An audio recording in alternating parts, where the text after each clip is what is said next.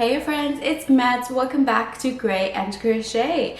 This is another Monsters Cal video. We will be wrapping up project number 6 and picking project number 7. We are almost halfway there. We are 6 monsters done and only 9 monsters to go, 15 total in the Amigurumi Monsters book, and that will basically take us till the end of October. So if you haven't joined in yet, feel free to do so. You can join in at any time.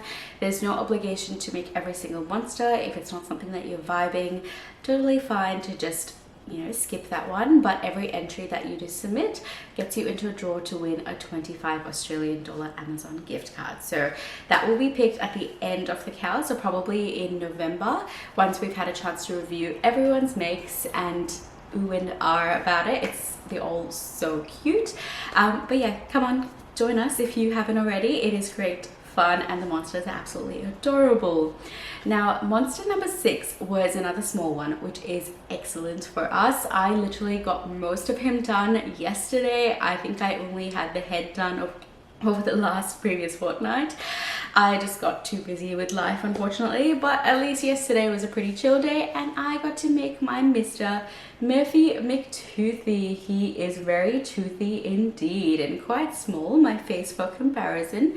He is quite light compared to some of the other monsters that we have made. Like BB is humongous and heavy because she's just filled with stuffing. She's like a gigantic egg that's bigger than my face.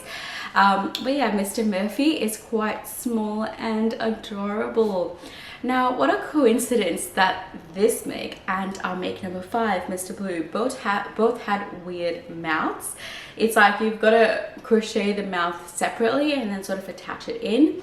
I did not really like the way that Mr. Blue's mouth was sitting once he was fully stuffed, so I just ended up sewing it shut because it just did not look right on my particular make. I'm not sure if I've done something wrong, but I think a lot of us that made that pattern did struggle a little bit with the mouth. This pattern was very similar. You had to make a little mouth and then as you were crocheting the project, you just crocheted the mouth in. So he sort of has a little flap like you can see here.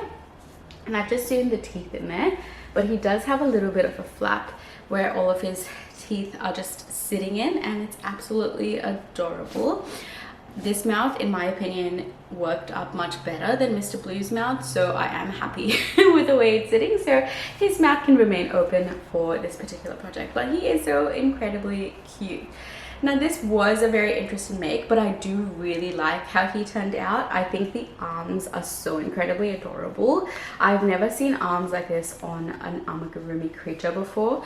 I have crocheted over 200 items, which is not that much, but I've only been crocheting for a couple of years, and a lot of what I make is amigurumi, and I just never have come across arms like these. They're so cute, and they look so realistic. Like, look at the little thumb and the 3 little fingers. They're so incredibly cute. Absolutely loved how this one turned out. Now, we did get another submission from our best friend Michelle. She has literally submitted a creature for every single make so far, 6 in total, and her Mr. Murphy looks absolutely adorable. Looks fairly similar to the color of mine, although she did say that the camera is making it look a little bit brighter red than it actually is.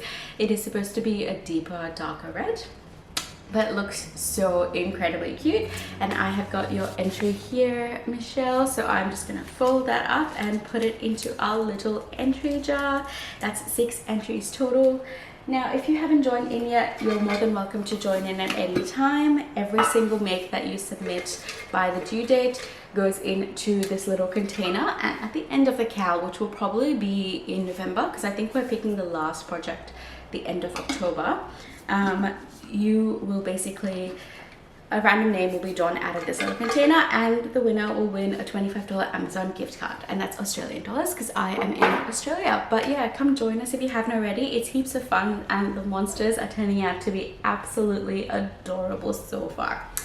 That's enough chattering about number 6. Let us pick number 7. So we have 9 remaining monsters in here, so I'm just going to give it a little bit of a shake. Quite noisy. Okay, let's open her up. Which one do we want? Oh, that looks like quite a few, so I'll try and pick something else. It still looks like a few. I think that's just one, potentially. What do we have? we have got Jeepers and Creepers. So cute. Now this particular pattern is just pretty much the same monster but made in different colors to be two different characters, so you won't be required to make both of them. For this pattern, I only require one of them to be considered as part of the giveaway. You can make them both if you want, but that would be considered as an additional entry into this fortnight's little monsters cal. But yeah, so incredibly cute, and it's got dust bunnies as well. Feel free to make them if you would like, but as long as you've made the main character, either Jeepers or Creepers, and send me the picture by the 28th of June, which is a Saturday, I will put your name into the entry. So I look forward to making this little guy. He doesn't look too big from the picture. Hopefully he is another small one that just gives us more time to do other things, because life is getting a bit hectic at the moment, for me anyway.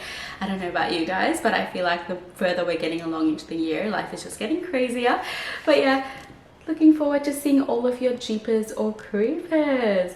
But until next time, happy stitching, and I'll see you in my next video with YouTube things you might like over here. See ya!